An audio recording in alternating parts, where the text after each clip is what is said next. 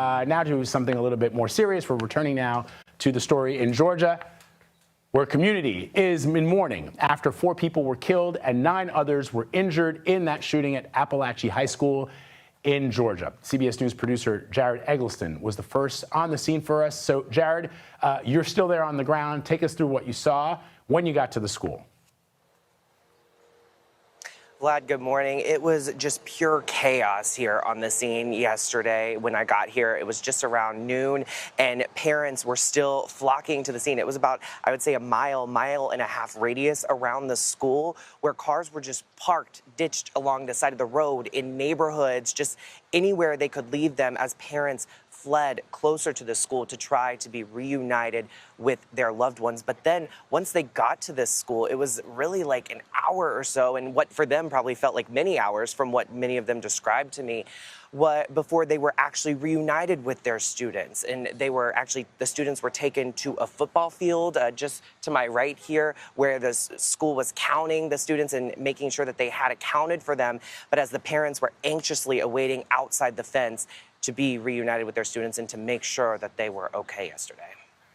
Well, so Jared, as you know, the school is closed for the rest of the week. I saw interviews that Arjerica Duncan did on the ground with some of the family members of the children of the schools. Some of them are saying that they're not even sending their kids back to the school ever, that some of them are going to homeschool their children. What are you hearing about how the community is coping since this happened?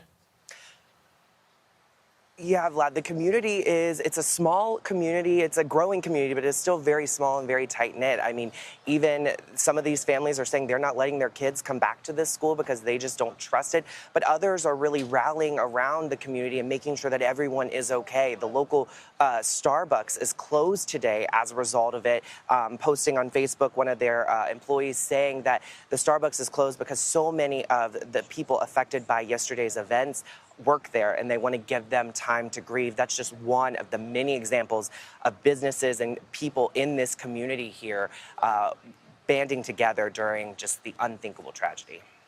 So, Jared, the question that I keep hearing from people who are following the story, who are reaching out to me on social media, is how did this 14-year-old kid get access to this weapon? We know that obviously it's been reported that he was interviewed along with his father a year earlier when he was just 13 years old about threats that he allegedly had made online. So the question is, how did he get this weapon and how did he get it into the school?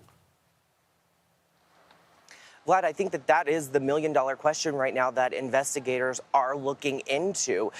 We know that this school did have security measures in place. Teachers had panic buttons so that they could alert authorities of an incident, and that is exactly how the sheriff's office was even notified about this incident, and same with the school resource officers. But right now, authorities haven't released information just how he had access to the gun, but we do know the family did have them in the house. But that is the thing that they are definitely working on today. And of course, we are going to continue to ask those questions and move forward with the story. All right, Jared Eggleston, first on the ground for CBS News yesterday in the wake of that horrific shooting. Thank you, Jared. Appreciate it.